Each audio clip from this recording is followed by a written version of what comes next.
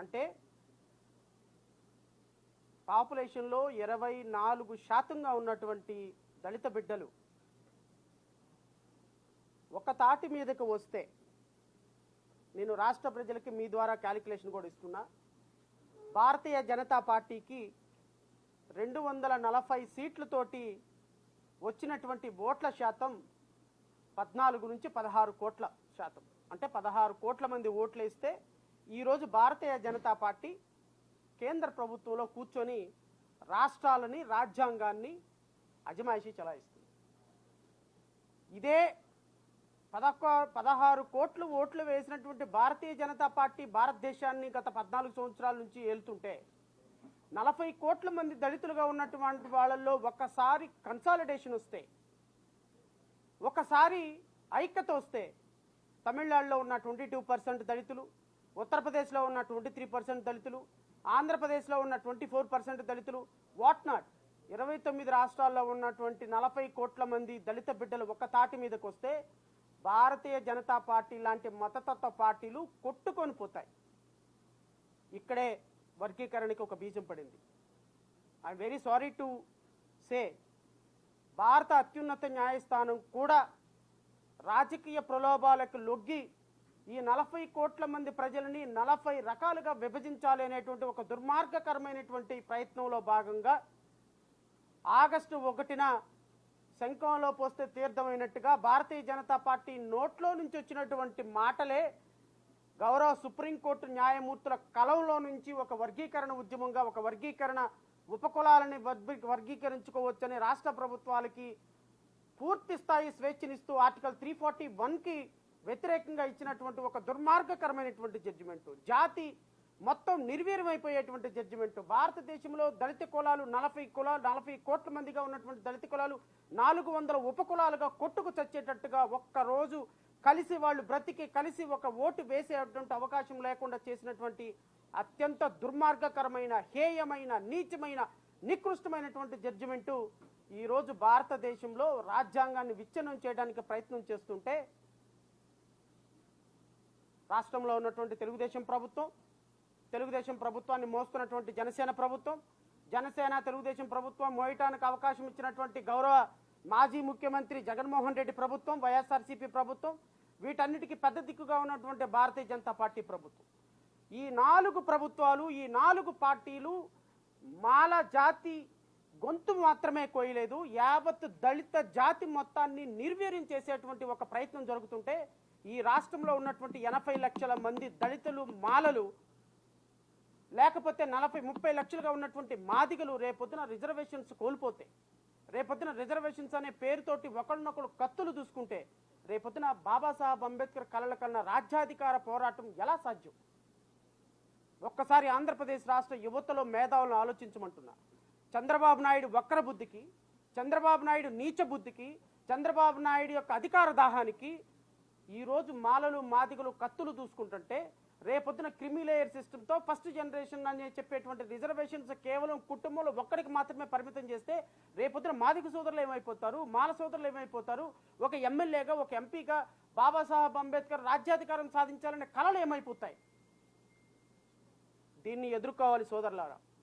నేను రాష్ట్రంలో ఉన్న ప్రతి దళిత బిడ్డను కోరుతున్నా, ఈరోజు రాష్ట్ర ప్రభుత్వాలు మాల ఓట్లు మాకు అవసరం లేదు, మాలవాడు అంటే ఊరికి దూరంగా ఉండాల్సిన వాడు, మాదిగవాడిని మాలవాడి మీదకి ఉసుగొలిపి రాజ్యాధికారం సాధిద్దాం, మన చిత్తి పంటల మీద పేర్చి ఆ చిత్తి మంటల్లో చలిగాల్చుకుందామని చూసే రాజకీయ పార్టీలకి మనం సమాధానం చెప్పొద్దా? మనం ఇంట్లో కూర్చొని ఉందామా? మనం రోడ్డు మీదకి రావద్దా? మన హక్కుల్ని మనం సాధించుకోవద్దా? తెలంగాణలో 20 లక్షలు 30 లక్షలు ఉన్నటువంటి తెలంగాణలో లక్షలాది మందిగా తరలి వచ్చి వాళ్ళ ఐక్యతను చాటారు. ఆంధ్రప్రదేశ్ రాష్ట్రంలో 80 లక్షల మంది ఉన్నాం. 8 లక్షల మంది రేపొద్దున గుంటూరులో జరిగేటువంటి మాల సంఘాల సభకి దళిత సంఘాల ఐక్యవేదిక కావాలి. ఇది కేవలం మాల సంఘాలు చేసే పోరాటం కాదు. రేపు డిసెంబర్ 15న గుంటూరులో జరిగేటువంటి సభ మన ఆత్మగౌరవ సభ, మన భవిష్యత్తు సభ, భావి తరాలకు మనం ఏమి ఇవ్వబోతున్నామో చెప్పేటువంటి సభ. ఈ సభ చూసి రాజకీయ నాయకుల గుండెల్లో రైళ్లు పరిగెత్తాలి. చంద్రబాబు నాయుడు గుండెల్లో ఒక రాజకీయ పరమైనటువంటి పోరాటం సాగుతుంది. వీళ్ళు ఈరోజు మనం చేసినటువంటి పోరాటానికి, మనం చేసినటువంటి వర్గీకరణకి మాలలు మొత్తం ఏకమైనారు, మాదిగలు మొత్తం ఏకమైపోయినారు, జాతి మొత్తం ఏకమైపోయిందని రాజకీయ పోరాటం మొదలైందని చంద్రబాబు నాయుడు గుండెల్లో రైళ్లు పరిగెత్తించేటువంటి ఉద్యమంగా రేపు డిసెంబర్ 15న గుంటూరు జిల్లా మొత్తం అంబేద్కర్ మయం కావాలని నేను ఈ వేదిక నుంచి పిలుపునిస్తున్నా. ఎంతో కష్టపడి ఒక ఐఆర్ఎస్ ఆఫీసర్గా భారతదేశంలోనే ఒక అత్యున్నతమైనటువంటి సర్వీస్లో పనిచేసినటువంటి దేవి ప్రసాద్ గారు అధ్యక్షతన జరిగేటువంటి సభలో కొన్ని లక్షల మంది యువకులు, భావి తరాలకి సారథ్యం వహించగలిగిన యువకులు, ఈ జీవితాలు మీవే. నేను ఒక మాజీ న్యాయమూర్తిగా, ఒక జ్యుడిషియర్ ఆఫీసర్గా రాష్ట్రంలో అత్యున్నతమైనటువంటి సర్వీసు జడ్జి పోస్టును వదిలేసి ఈరోజు ప్రజాక్షేత్రంలోకి వస్తున్నాం. ఎవరి కోసం? మీకోసం, మీ బిడ్డల కోసం. దేనికోసం వస్తున్నాం?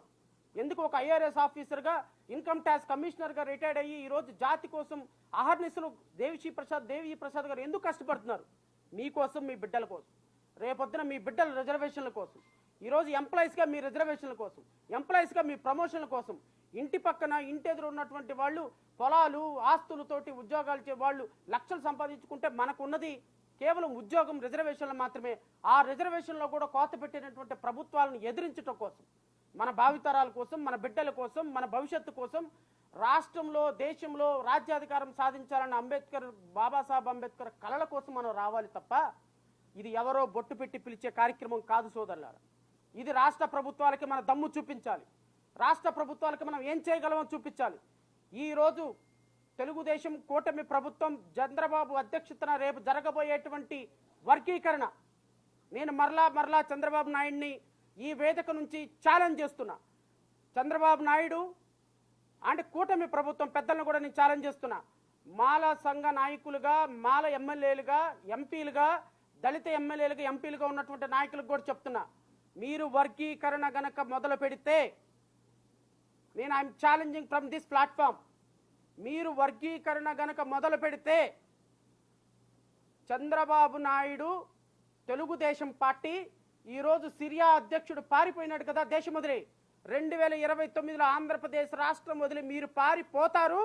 పారిపోయేదాకా, మిమ్మల్ని పొలిమేర దాకా తరిమి కొట్టకపోతే ఈ రాష్ట్రంలో ఒక్క మాల కుర్రవాడు కూడా జీవితంలో తలెత్తుకొని తిరగడు. మీరు గనక వర్గీకరణ ఉద్యమం గనక మొదలు పెడితే, ఇది మా సోదరులకి మాకు మధ్య పోరాటం కాదు, నేను మళ్ళీ చెప్తున్నా. ఈరోజు ఈ వర్గీకరణకు కూడా అనుమతిస్తే, రేపొద్దున వర్గీకరణ తర్వాత మాదిగ సోదరుడు రేపొద్దున క్రిమిలేయర్ సిస్టంలో రిజర్వేషన్లు ఎత్తేస్తే, ఫస్ట్ జనరేషన్ అని రిజర్వేషన్లు ఎత్తేస్తే, రేపొద్దున ఒక రాజ్యాధికారం సాధించాలనుకున్న 22% ఉన్నటువంటి ప్రజలు 10% ఒకళ్ళు, 8% ఒకళ్ళుగా, 10% ఒకళ్ళు, 12% ఒకళ్ళుగా విభజించబడితే రేపొద్దున ఎలా సాధ్యం? ఈ వర్గీకరణ తోరెతుట్ట కలిపినటువంటి ఈ రోజు రేపొద్దున కలిసి మేము పోరాటం చేయాలి, కలిసి సాధించాలంటే ఎలా సాధ్యం?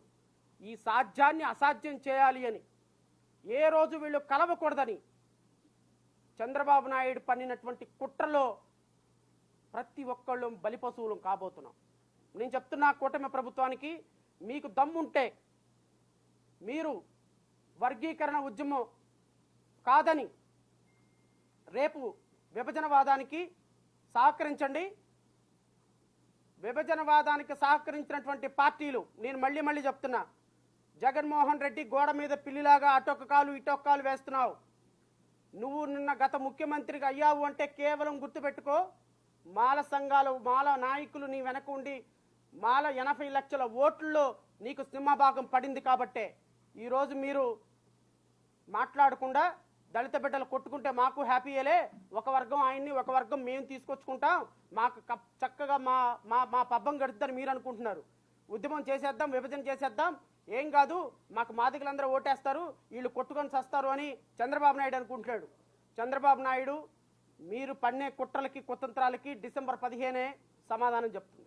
డిసెంబర్ 15వ తారీఖున నేను అందరినీ రిక్వెస్ట్ చేస్తున్నా, రాష్ట్రంలో ఉన్న ప్రతి సోదరుని రిక్వెస్ట్ చేస్తున్నా, ఇది ఎవ్వరు జరిపే కార్యక్రమం కాదు, ఎవరి ఇంట్లో కార్యక్రమం కాదు, ఎవరు బొట్టు పెట్టి పిలిచే కార్యక్రమం కాదు. మన ఆత్మగౌరవం కోసం, మన భవిష్యత్తు కోసం, మన భావితరాల కోసం, అంతరించిపోతున్నటువంటి, కుసించిపోతున్నటువంటి మన ఆత్మగౌరవాన్ని నిలబెట్టుకోకపోతే రాజకీయ పార్టీలు మమ్మల్ని టిష్యూ పేపర్ లాగా వాడుకొని 5,000 ఇస్తే ఓటేస్తారు, వీడు మాలోడు, 5,000 ఇస్తే ఓటేస్తాడు, వీడు మాదిగోడు అని ఒక చులకన భావం నుంచి బయట పడాలి అంటే భావి తరాలకి మనం ఒక పోలీస్ స్టేషన్కి వెళ్తే కంప్లైంట్ తీసుకోవాలి, లేకపోతే ఒక ఎంఆర్ఓ ఆఫీస్కి వెళ్తే మనకు పని జరగాలి అంటే, రాజ్యాధికారం సాధించాలి అంటే డిసెంబర్ 15వ తారీఖున జరిగేటువంటి సభకి కులాలకి, మతాలకి, ప్రాంతాలకి అతీతంగా మాకు ట్రాన్స్పోర్ట్ అరేంజ్ చేయలేదు, మాకు భోజనాలు అరేంజ్ చేయలేదు, మాకు ఫలానా వాళ్ళు పిలిచారు అని కాకుండా ఒక జాతీయ ఔన్నత్యం కోసం ఒక రిటైర్డ్ ఐఏఎస్ ఆఫీసరు, ఒక రిటైర్డ్ జడ్జి లాంటి కొన్ని వందల మంది, వేల మంది ఈరోజు స్వచ్ఛందంగా వచ్చి పోరాటం చేస్తున్నాం. అవతల పక్క ఒకే ఒక్క వ్యక్తి ఎమ్మెల్యేల సపోర్టు, ఎంపీల సపోర్టు, ముఖ్యమంత్రి సపోర్టు, రాజకీయ నాయకుల సపోర్టు, ఉద్యోగస్తుల సపోర్టు, ప్రధానమంత్రి మోడీ సపోర్టుతో సహా పనిచేస్తుంటే కనీసం మాకు ప్రజల మద్దతు ఉండొద్దా? కనీసం మీరు కూడా మద్దతు ఇవ్వరా? మాకేది రాజకీయ నాయకుల సపోర్ట్ లేదు. నేను కష్టపడి సంపాదించిన డబ్బుతో, దేవి ప్రసాద్ గారు కష్టపడి సంపాదించిన డబ్బుతో 10 రూపాయలు 20 రూపాయలు పోగేసి మేము పోరాటాలు ఆరాటాలు పడి రేపు డిసెంబర్ 15 సభ పెడుతుంటే మేము ప్రజల దగ్గర నుంచి కనీసం మీ యొక్క ప్రజెన్స్ను కూడా మేము ఎక్స్పెక్ట్ చేయలేమా సోదరులారా? మేము పిలవలేదు, మేము మాట్లాడలేదు, మాకు ఇన్విటేషన్ లేదు అని ఆగిపోతారా?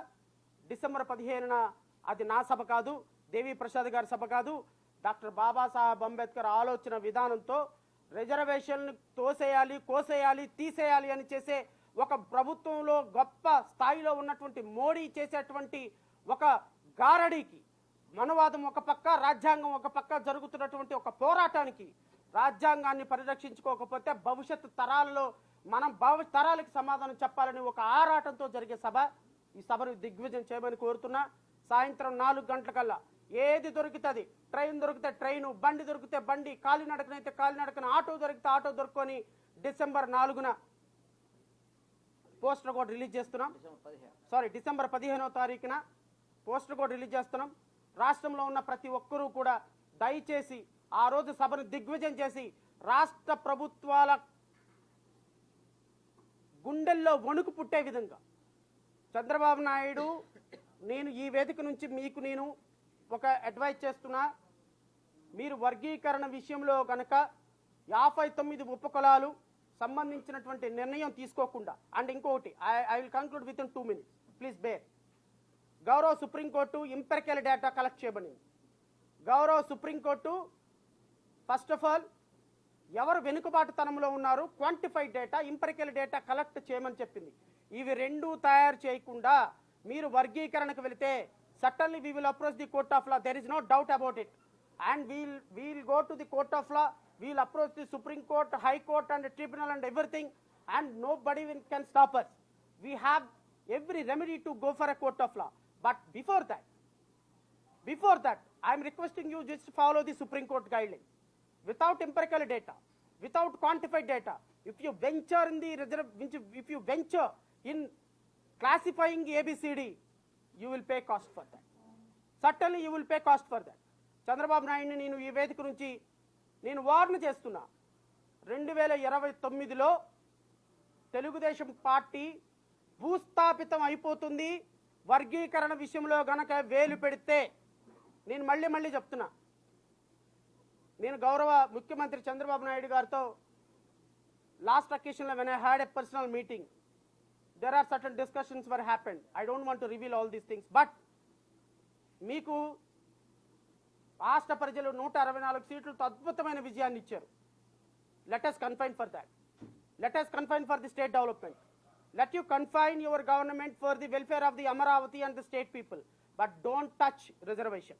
If you touch reservation, you have to pay cost for that. And భవిష్యత్తు ముఖ్యమంత్రి అనుకుంటున్నటువంటి నారా లోకేష్ కూడా, పవన్ కళ్యాణ్ కూడా, you people will pay cost for the consequences. ఇదొక్కటి మాత్రం నేను చెప్పగలను.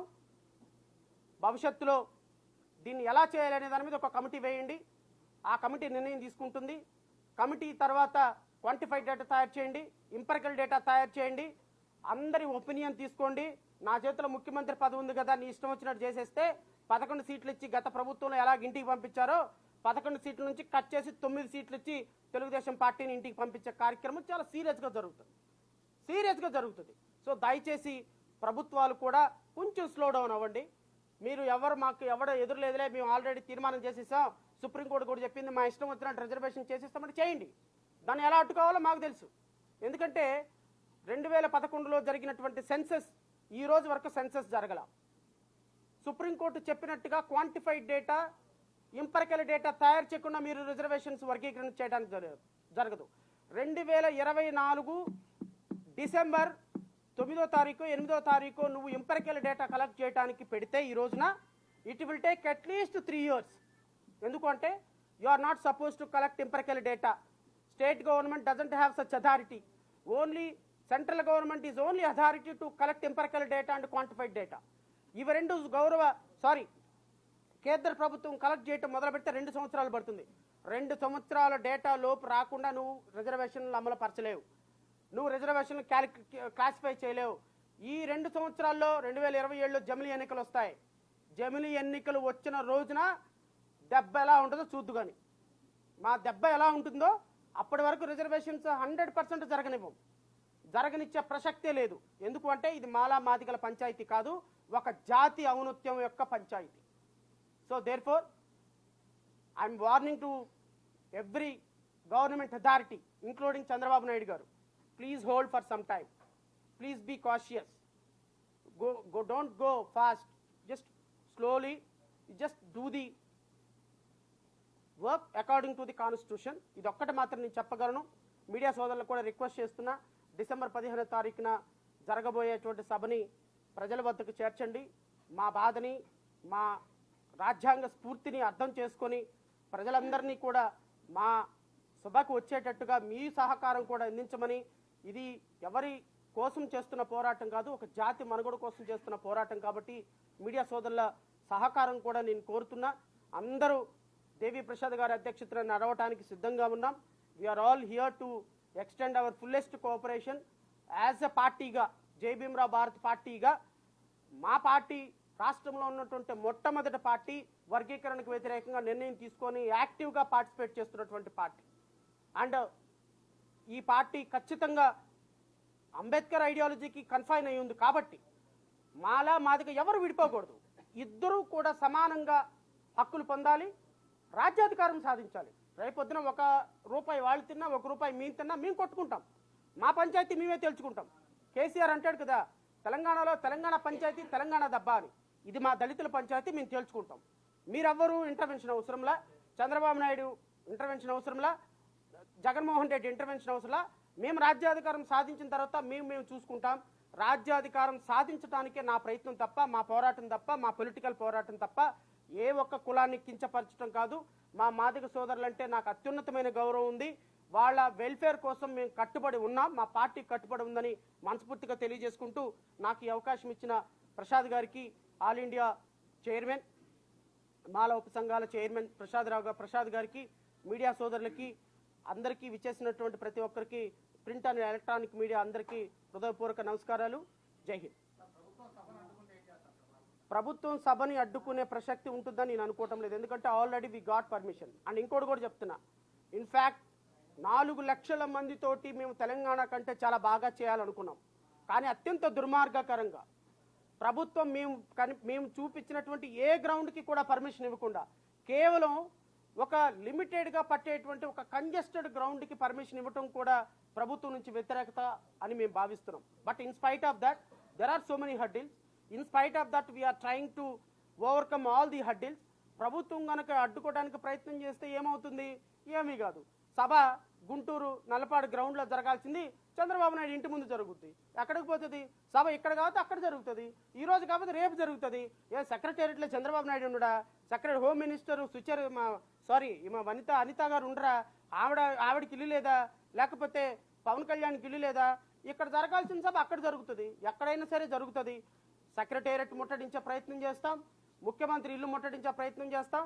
నువ్వు ఎంతవరకు వెళ్తావు? మేము అంతవరకు వెళ్ళడానికి సిద్ధంగా ఉన్నాం. సో ప్రభుత్వం, పోలీస్ డిపార్ట్మెంట్ వారు కూడా మేము శాంతియుతంగా జరుపుకునే సభకి కాక అడ్డంకులు సృష్టిస్తే జరిగే పరిణామాలకి ప్రభుత్వమే బాధ్యత వహించాల్సి వస్తుంది. Thank you.